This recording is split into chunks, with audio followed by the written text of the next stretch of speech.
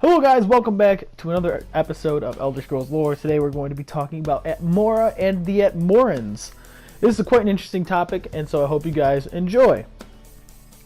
The land of Atmora, or also known as Elderwood in Elnifex, which is a dead language that was spoken by an ancient society known as the Elnifey. And the Elnifey were descendants of the Asia and ancestors of both men and mer alike. Just kind of a background there. Now, Atmora is a frozen continent north of Tamriel across the Sea of Ghosts. It was also home to a race of men called Atmorans during the Merethic era. Atmora was described as a place of permanent winter with little life and no human occupation. The Atmorans orchestrated hundreds of raids on Tamriel, which led to the creation of Nords, Imperials, and Bretons alike. The last invasion was most known and was that of Ysgramor and his 500 companions. I should also say it's worth noting that Atmora was described as a place of permanent winter in the Third Era with few expeditions that were conducted by the Empire. The migration of the Atmorans consisted of Ysgramor and those who decided to follow him and leave Atmora during a time of a very, very bloody civil war.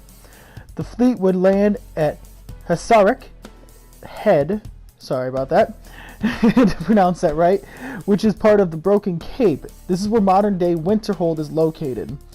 Nearby is also where the city of Sarathol would be founded. The Atmorans quickly befriended the local natives, the Snow Elves, and the land was nicknamed Merith for the vast number of elves who lived in the region. However, the humans populated and multiplied the area quickly, and the elves feared that they would lose dominion of the region to the vastly growing number of humans. So, all the elves across Tamriel would conduct many raids over many of the settlements all throughout Tamriel. Most Atmorans were hunted down and killed, and the city of Sarathol would be burned. This would be known as the Night of Tears. Ysgramor and his two sons, Yengel and Yulger, would flee back to Atmora to get reinforcements. Ysgramor would return to Atmora to find a peaceful continent. The civil war was over. He told the tales of the elven betrayal and the burning of Sarathol, which inspired Atmora to raise an army and to conquer Merith. Gotta flip through my notes, you know. Ysgramor would gather his 500 companions and set sail from Atmora to what would now be known as the Day of Final Passage. Sarathol was to be retaken, and the Snow Elves and other mer were slaughtered. This created a strong divide between men and mer that we'll still see today. The Atmorans would go on to establish the First Empire. However, the fate of Atmora was doomed. Now, the way it got there is still up to debate, but the climate somehow and drastically changed for the worse. The natives who stayed behind during the Civil War or did not migrate fell victim to the cold.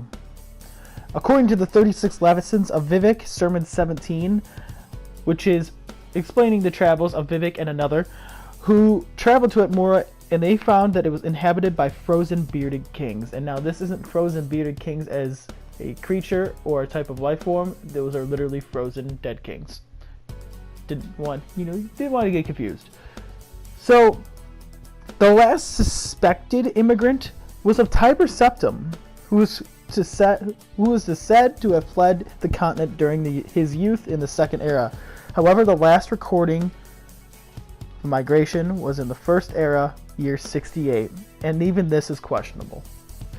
Now, that is all I have to offer on the Atmorans and Atmora. Not much is known about the region or those who traveled from it. We know a lot about its descendants and those who traveled from there and actually settled in Tamriel. And most notably, we know a lot about Ysgramor and his companions. Now, it's interesting to say because if Tiber Septim was of Atmora, that means Atmora was around at the time of the second going into the Third Era. And I want to know what happened to Atmora. What caused its fate? Why did the continent just suddenly fall into drastic and severe cold? I want to know your guys' opinions. What do you guys think? Do you think Atmora fell victim to its cold? Do you think there's any survivors that are still alive at Atmora? Do you think they're underground? Because the city of Sarathol is in itself is actually an underground city. So do you think they're still alive and that no expedition was done to go investigate if there's human life? What do you think happened to do you think the climate actually didn't change and that it was always like that, and then maybe just the descendants couldn't know what happened, and maybe something happened to the inhabitants? They were attacked, they fell victim to disease, they just simply vanished like the Dwemer. Like, what do you guys think happened to them? What do you think about all of this? What do you think about this? Please, if you have any suggestions, please let me know in the comments below of what you think I should do for the next Elder Scrolls lore video. The Atmorans are a very unique kind of place, and I decided to... The Atmorans are a unique place, of course. The Atmora is a unique kind of place, and I thought it would be worthy to do a video on this soon because Beyond Skyrim actually announced that they were going to be doing Beyond Skyrim Atmora, and so we're going to get the opportunity to explore Atmora in itself. And assuming that it comes out for the Xbox One, like Bruma did, I will be definitely doing it. I am excited about it, and they announced that, and they announced Rose Cree, which Rose Cree was actually conquered by Uriel Septim V, who we covered in an earlier topic. And it's interesting to see that because Rose Cree was actually on the continent of Akavir. So I'm curious to see how well that goes. And the trailer is out now. You can go look at it now. It's very cool and it's very interesting, and I'm excited for it. And it's worth noting too as well that the Broken Cape, where Ysgramor's tomb is, that is where Ysgramor landed with his troops. I found it very fascinating to see that they buried Ysgramor where he landed for the first time. And I like that, and you know, you could see Winterfell, or Game of Thrones, Winterhold. I did that earlier in my notes. I wrote Winterfell instead of Winterhold. You can tell that you can see at Winterhold, Sarathol, and Ysgramor's tomb are all in the same vicinity, in the same area. This is not done just by coincidence. This is intentionally done because Ysgramor's tomb is meant to show where he first landed. And I think that's fascinating because it just shows how detailed the crew of Bethesda was at working this. The developers were working on this. And I just found that really fascinating. So I hope you guys enjoyed this episode. If you have any comments or suggestions of what I should do in the next Elder Scrolls lore video, let me know, and I will see you all around. Peace.